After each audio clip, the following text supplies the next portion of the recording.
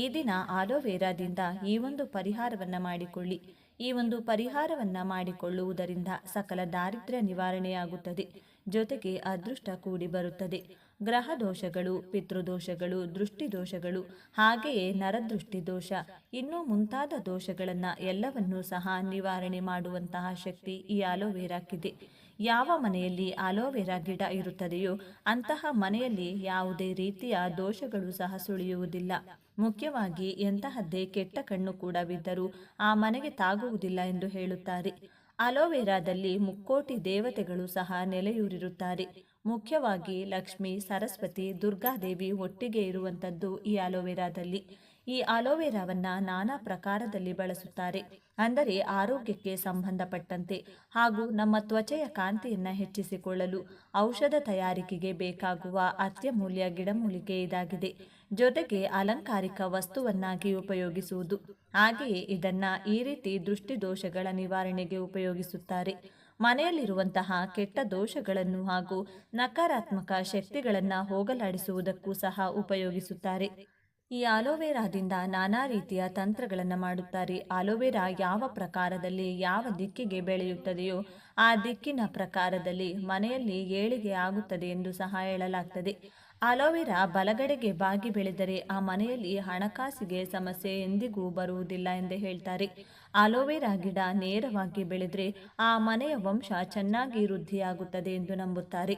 Aloe vera ಗಿಡ ಎಡಗಡೆಗೆ ಬಾಗಿ ಬೆಳೆದರೆ ಆ ಮನೆಯಲ್ಲಿ ಎಂದಿಗೂ ಸಹ ಒಂದು ಹಣಕಾಸಿನ ಸಮಸ್ಯೆಗಳಾಗಲಿ ಸಾಲ ಬಾಧೆಗಳಾಗಲಿ ಇರುವುದೇ ಇಲ್ಲವೆಂದು ಹೇಳ್ತಾರೆ. ಒಟ್ಟಾರೆಯಾಗಿ ಅಲೋವೆರಾ ಗಿಡ ಯಾವ ದಿಕ್ಕಿಗೆ ಬೆಳೆದರೂ ಸಹ ಮನೆಗೆ ಅದೃಷ್ಟವನ್ನೇ ತಂದುಕೊಡುತ್ತದೆ ಎಂದು ಜನರು ನಂಬಿದ್ದಾರೆ.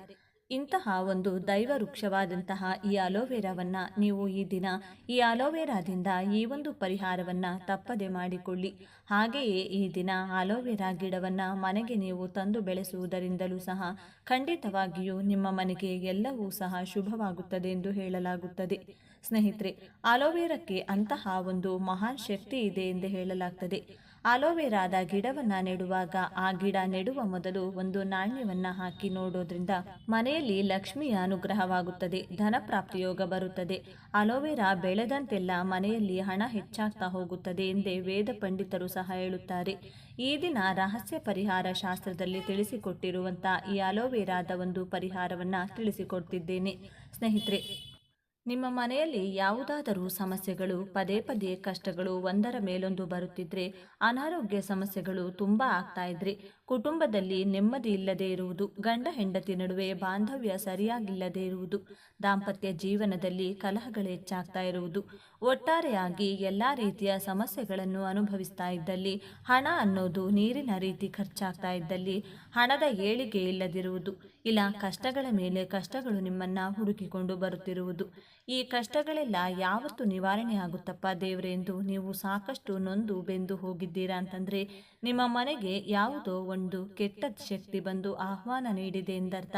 ಯಾರೂ ನಿಮಗೆ ಆಗದೇ ಇರುವಂಥವರು, ಶತ್ರುಗಳು ಮಾಟಮಂತ್ರವನ್ನು ಮಾಡಿರಬಹುದು, ಅಥವಾ ನಿಮ್ಮ ಒಂದು ಏಳಿಗೆಯನ್ನು ನೋಡಿ ಸಹಿಸಲಾಗದೆ ಕೆಟ್ಟ ದೃಷ್ಟಿಯನ್ನು ಕೂಡ ಬೀರಿರಬಹುದು, ಅಥವಾ ನಿಮ್ಮ ವ್ಯಾಪಾರ ವಹಿವಾಟುಗಳನ್ನು ನಡೆಸುವ ಜಾಗದಲ್ಲಿಯೂ ಸಹ ಏನಾದರೂ ಸಮಸ್ಯೆಗಳನ್ನು ಮಾಡಿರಬಹುದು.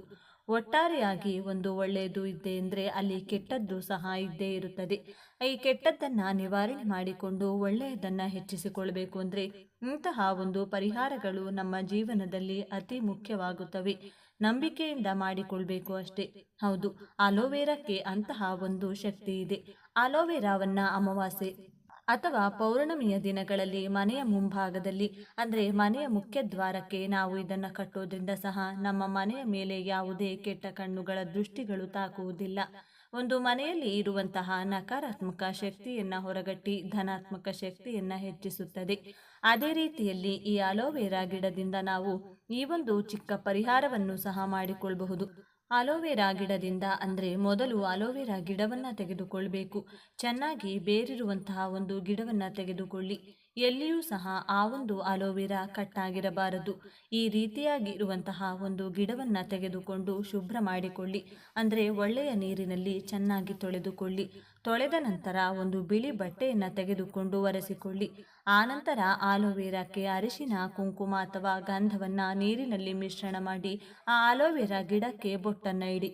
ಈ ಆಲೋವೆರಾದ ಗಿಡವನ್ನು ಒಂದು ಪ್ಲೇಟ್ನಲ್ಲಿ ಇಟ್ಕೊಳ್ಳಿ. ಹಾಗೆಯೇ ಇದರ ಜೊತೆಗೆ ಸ್ವಲ್ಪ ಕಲ್ಲುಪ್ಪು, ಸ್ವಲ್ಪ ಸಾಸಿವೆ ತೆಗೆದುಕೊಳ್ಳಿ.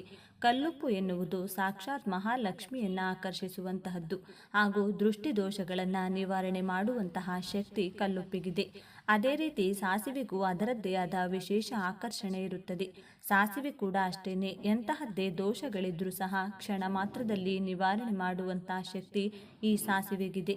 ಈ ಎರಡೂ ಪದಾರ್ಥಗಳನ್ನು ನೀವು ಒಂದು ಪ್ಲೇಟಲ್ಲಿ ಇಟ್ಕೊಳ್ಬೇಕಾಗುತ್ತದೆ.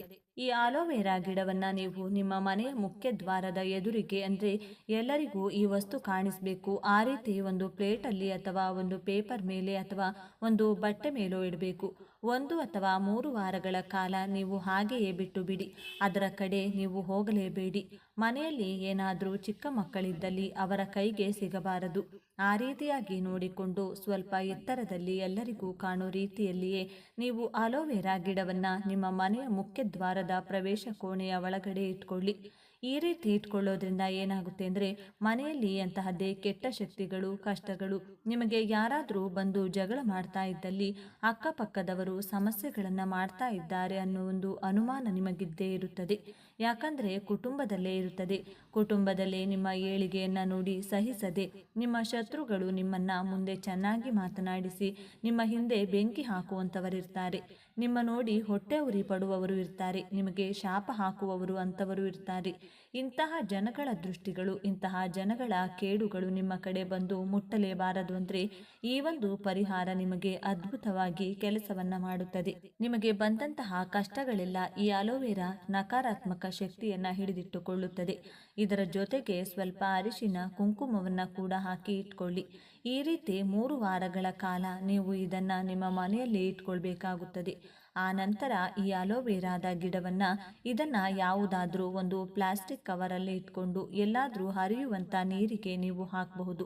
ಅಥವಾ ನಿಮಗೆ ಈ ಗಿಡವನ್ನು ಬೆಳೆಸಬೇಕು ಎಂದು ಅನಿಸಿದ್ದಲ್ಲಿ ನೀವು ಬೆಳೆಸಬಹುದು. ನಿಮ್ಮ ಮನೆಯ ಹೊರಗಡೆ ಒಂದು ಪಾಟ್ನಲ್ಲಿ ಮಣ್ಣನ್ನು ಹಾಕಿ ಕೂಡ ಬೆಳೆಸಬಹುದು. ಆದರೆ ಈ ತಂತ್ರಕ್ಕೆ ಬಳಸಿದಂಥ ಆಲೋವೆರಾ ಗಿಡವನ್ನು ಹರಿಯುವ ನೀರಿಗೆ ಬಿಟ್ಟರೆ ಒಳ್ಳೆಯದು. ಒಂದು ವೇಳೆ ಅಲೋವೆರಾ ಗಿಡವನ್ನು ಮನೆಯಲ್ಲಿ ಬೆಳೆಸಬೇಕೆಂದ್ರೆ ಹೊಸದಾಗಿ ಅಲೋವೆರಾ ಗಿಡವನ್ನು ತಂದು ಬೆಳೆಸಬಹುದು. ನಿಮ್ಗೇನಾದರೂ ಅನುಮಾನಗಳಿದೆ ಮತ್ತು ನಿಮಗೆ ಏನಾದರೂ ಸಮಸ್ಯೆಗಳಾಗಬಹುದೇನೋ ಅಂತ ಒಂದು ಅನುಮಾನ ಬಂತು ಅಂದರೆ ಇದನ್ನು ತೆಗೆದುಕೊಂಡು ಹೋಗಿ ಹರಿಯೋ ನೀರಿನಲ್ಲಿ ಹಾಕಬೇಕು.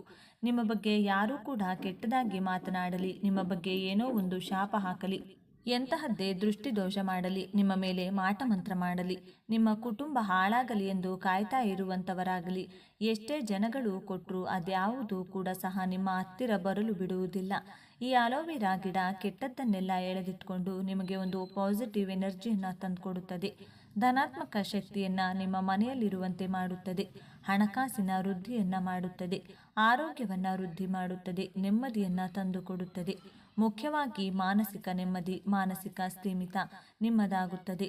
ಅಂತಹ ಒಂದು ಶಕ್ತಿ ಈ ಆಲೋವೆರಾಕ್ಕಿದೆ. ಆಲೋವೆರಾದಲ್ಲಿ ಅಂತಹ ಒಂದು ಉಪಯುಕ್ತವಾದಂತಹ ಶಕ್ತಿ ಇದೆ. ಯಾಕಂದರೆ ದೇವಾನುದೇವತೆಗಳು ಅನುಗ್ರಹಿಸುತ್ತಾರೆ. ಹಾಗೆ ನಿಮ್ಮ ಮನೆಯಲ್ಲಿ ಆಲೋವೆರಾವನ್ನು ಬೆಳೆಸ್ತಾ ಇದ್ದೀರಾ ಅಂದರೆ ಆಲೋವೆರಾಕ್ಕೆ ಯಥಾ ಪ್ರಕಾರ ನೀವು ತುಳಸಿ ಪೂಜೆಯನ್ನು ಯಾವ ರೀತಿಯಲ್ಲಿ ನಿತ್ಯ ಮಾಡ್ತೀರಿ ಅದೇ ರೀತಿ ಸ್ವಲ್ಪ ಒಂದು ಹೂವನ್ನು ಇಟ್ಟು ಸ್ವಲ್ಪ ಅರಿಶಿನ ಕುಂಕುಮವನ್ನು ಇಟ್ಟು ಪೂಜಿಸ್ತಾ ಬನ್ನಿ. ಖಂಡಿತವಾಗಿ ನಿಮ್ಮ ಮನೆಯಲ್ಲಿ ಧನಪ್ರಾಪ್ತಿ ಯೋಗ ಬರುತ್ತದೆ. ಹಣ ಯಾವ ರೀತಿಯಾಗಿ ವೃದ್ಧಿ ಆಗ್ತಾ ಹೋಗುತ್ತೆ ಅಂತ ನೋಡಿದರೆ ನೀವೇ ಆಶ್ಚರ್ಯ ಪಡ್ತೀರಾ. ಅಷ್ಟರ ಮಟ್ಟಕ್ಕೆ ಧನಪ್ರಾಪ್ತಿ ಯೋಗ ಸಹ ಬರುತ್ತದೆ. ದೇವಾನುದೇವತೆಗಳ ಅನುಗ್ರಹ ಸದಾಕಾಲ ನಿಮ್ಮ ಮನೆಯ ಮೇಲೆ ಇದ್ದೇ ಇರುತ್ತದೆ ಎಂದು ವೇದ ಪಂಡಿತರು ಸಹ ನಂಬುತ್ತಾರೆ. ಹಾಗೆಯೇ ರಹಸ್ಯ ಪರಿಹಾರ ಶಾಸ್ತ್ರದಲ್ಲೂ ಸಹ ಅಲೋವೆರಾ ಗಿಡದ ಬಗ್ಗೆ ಉಲ್ಲೇಖಿಸಿದ್ದಾರೆ.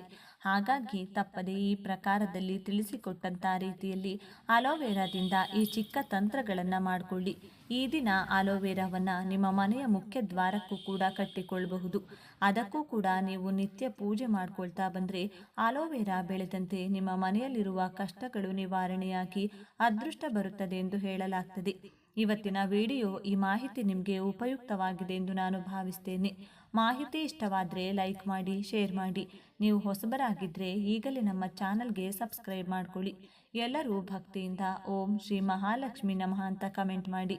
ಎಲ್ಲರಿಗೂ ಶುಭವಾಗಲಿ. ಧನ್ಯವಾದಗಳು.